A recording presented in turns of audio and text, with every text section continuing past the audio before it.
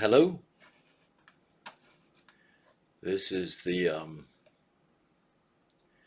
19th day of February 2018. I'm very excited to be explaining something that's been doing us to harm for a long time.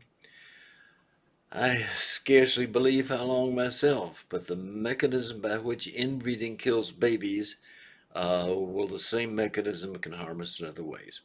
The last lesson we explained that inbreeding does not do its harm by the effect of genes. Were that the case, it would be no great problem if it's something else that's inherited but not genes. That is what we are after. And that something else is the mechanism. That's the point of the whole series. I'll try to keep it light, keep it cheered up, because this is going to take all the courage you can muster to make it through the whole explanation over the coming weeks and months as I put this together for you. And I'm sorry I'm so young and sexy and handsome, because it will be distracting, but you'll just have to put up with that. All right, we're going to consider an animal and a niche. There's your animal, and there's your kind of house-like looking niche. Selection. Animals that are more suited to the niche, they will tend to move in the direction of the niche, right? The animal will go that way to get into the niche. And the niche supplies, the food, shelter, and whatever else now mouse needs for successful production. It's not just one animal. This is going to be a whole population of animals that reproduce and carry on generation after generation. There's going to be variation, and there'll be selection, but the selection is not efficient. The selection doesn't know exactly where that niche is, and there may be some locally useful advantage that carries it away from the niche. It's all, just mindless, random things. So it tends to drift, but by and large, it's going to go into the niche. And here it is in the niche. Here's our original animal. It's in its niche now, and now the selection is efficient, because any displacement away from being well adapted to the niche will immediately be penalized. And so here's a different animal not being efficiently selected. So this animal is unlikely to be displaced from its niche by the newcomer or anything else that might come along. Unlikely, can happen. All right, so there's an advantage to being in the niche. If you've got two animals, either of which might occupy that niche, the one that gets there first has that advantage. Get there first. So selection is a race. Whichever occupies the niche first has an advantage and can defend that niche, leaving the other out in the cold. So we have a contest. If you don't like the word race, use the word regatta. I don't like the word much myself. All right, two animals are competing for that niche, right? Original one, the other one. And let's say that this animal here undergoes speciation. So there are two. Remember, these are populations extending over generations. It's not just one critter. You got these two populations. One population occupies the old niche, which then becomes less attractive to its sister population, which is then able to compete with this animal, which is still being drawn back toward its old niche. So the first animal to undergo speciation, change into two different species, has an advantage. So selection's a race and speciation is a race.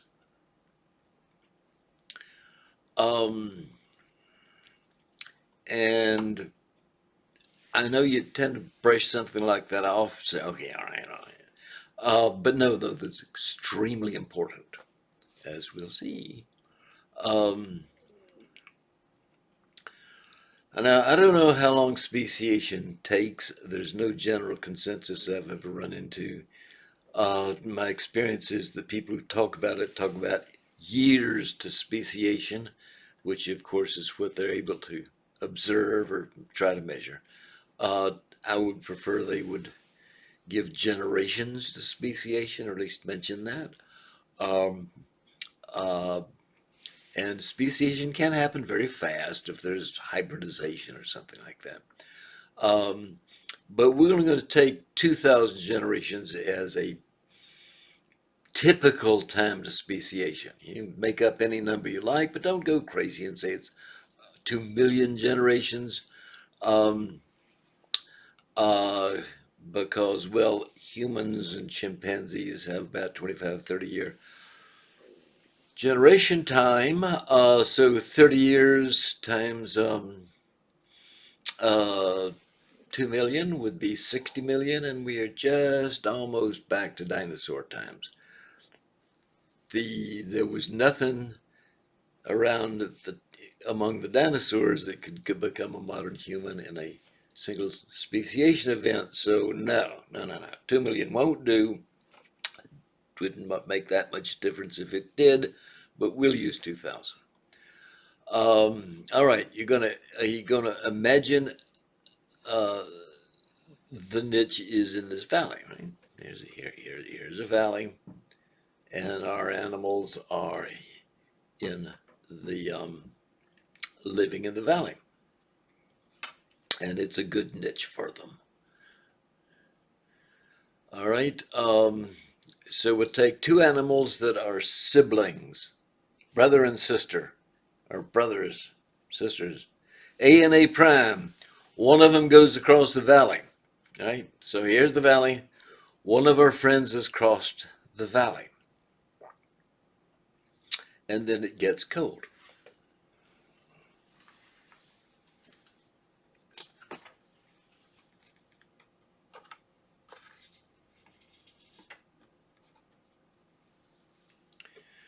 A glacier forms occupying the valley. Eat your heart out, Photoshop. Okay, these are mountains of ice, can't get back and forth.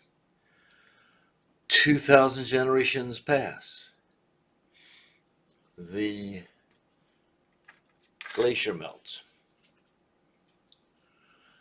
A and A prime, or their descendants, remember we're talking about, populations, or this time a single line of descent. They get back together, but they're different species. We agreed we're going to use 2,000 generations time to speciation. They cannot mate and have fertile offspring, so they are different. No little babies. And now instead of getting cold,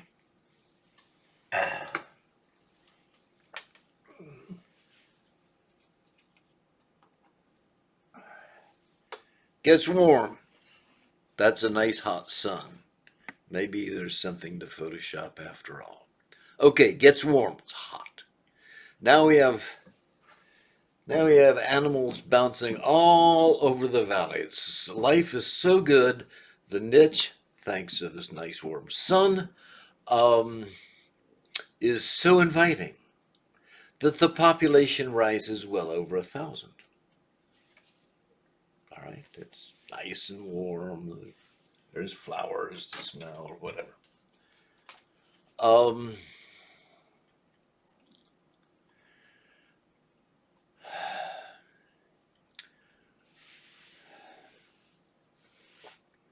Now, humans have 46 chromosomes. Ignoring the sex chromosomes, there are 22 pairs of chromosomes.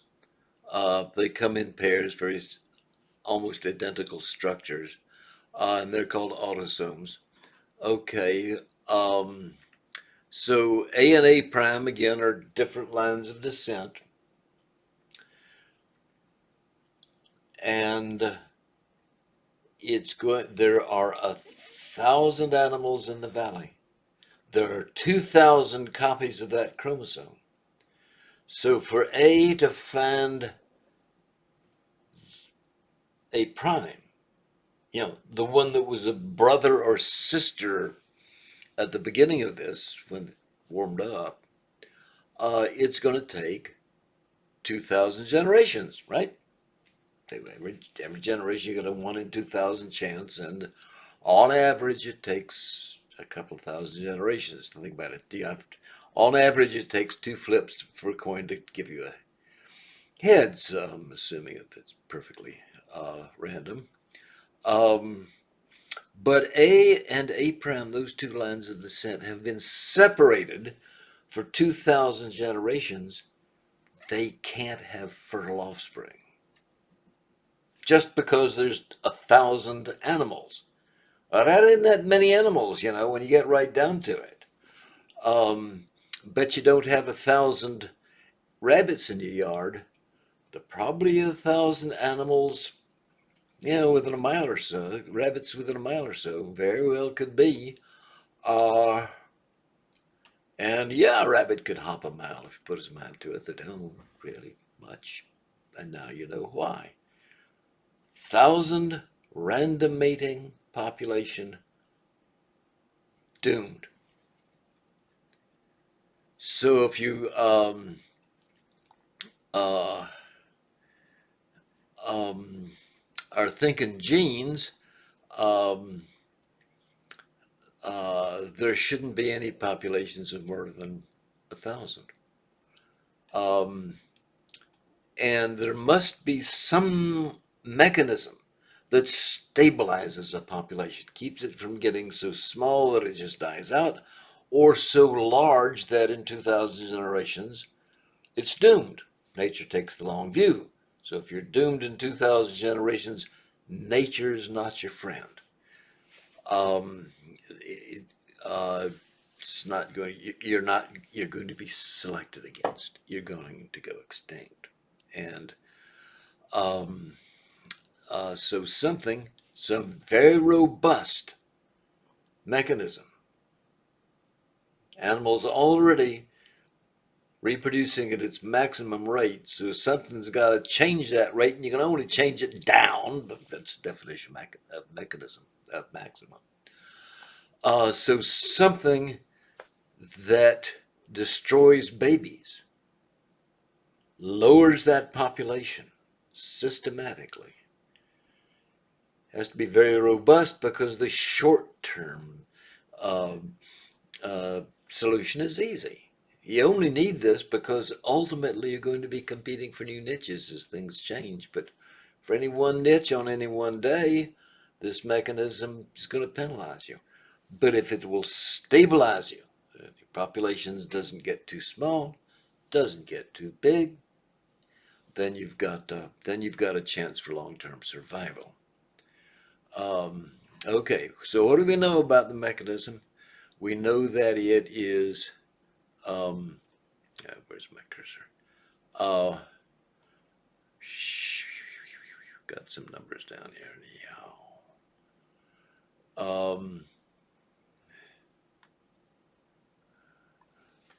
Let me get out of the way. I can see what I'm doing.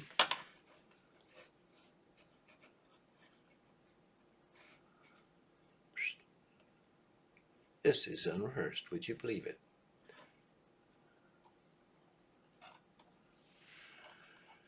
All right.